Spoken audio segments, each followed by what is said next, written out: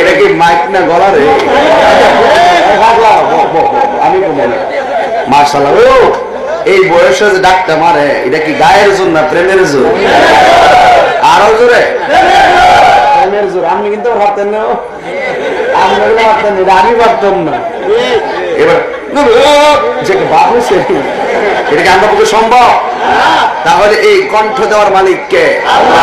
গোলাপ ফুলে যাহা আছে বেলি ফুলে, এই দুইটা ফুলের পার্থক্য করছে কে?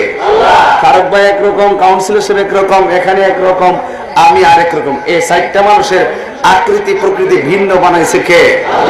এখানে হিংসা করার কোন সুযোগ